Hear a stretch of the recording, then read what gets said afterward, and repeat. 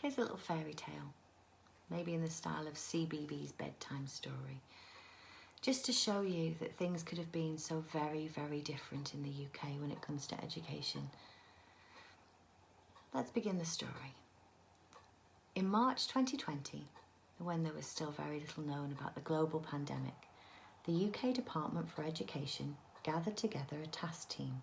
It included epidemiologists, virologists, teaching unions, parents groups, pupil representatives, healthcare professionals and psychologists.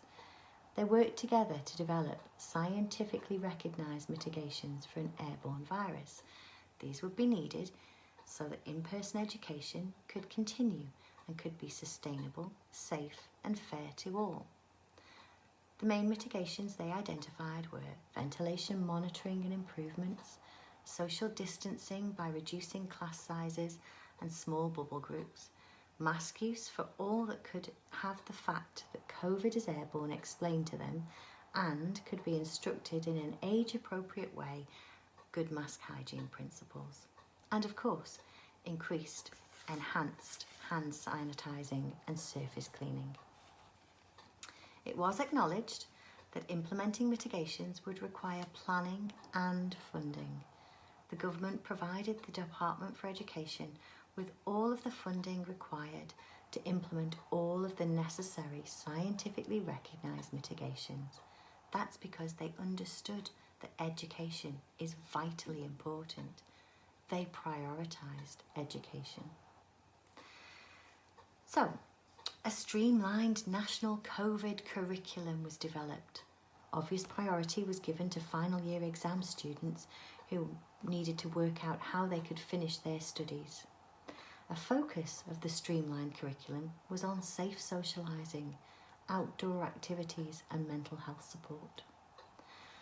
A national remote education resource was designed.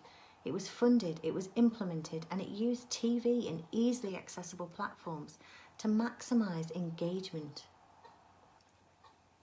The National Remote Learning Resource was available to be used by any child whose parents chose to remain remote learning during the academic years it took to get a vaccine programme underway.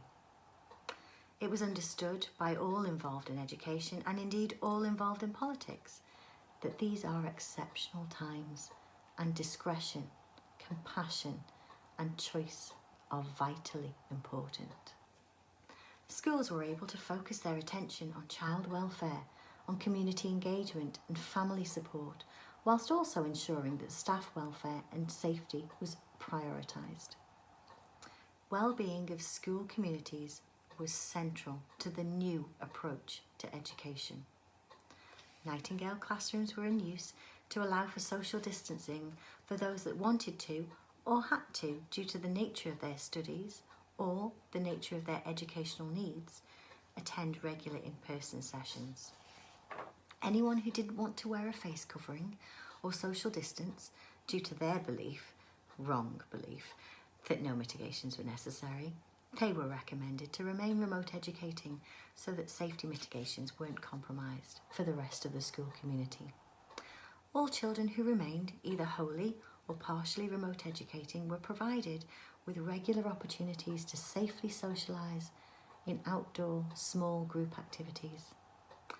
The National Remote Education Resources were supported, created and featured some experts and celebrities such as authors, filmmakers, artists, comedians, actors, sporting professionals, musicians, chefs, politicians, TV presenters. The National Remote Education Resources helped to support and take some pressure off the teaching professionals who were having to quickly learn to adapt their teaching delivery styles to deliver blended learning. Unfortunately, as we all know, none of that is true. It really is just a fairy story. There are examples of best practice around the world where in-person education was kept safe, sustainable and fair to all. That's not what happened here. Twice now, 2 separate academic years, the Department for Education has issued guidance which has no basis in scientifically recognised mitigations, no basis in scientifically recognised measures to prevent unnecessarily and knowingly exposing children, school staff and the families they come home to an increased risk of infection. This has to stop. This cannot continue. It is not legally or morally acceptable. We will not put up with it any longer. Our children, our school staff, our families deserve better.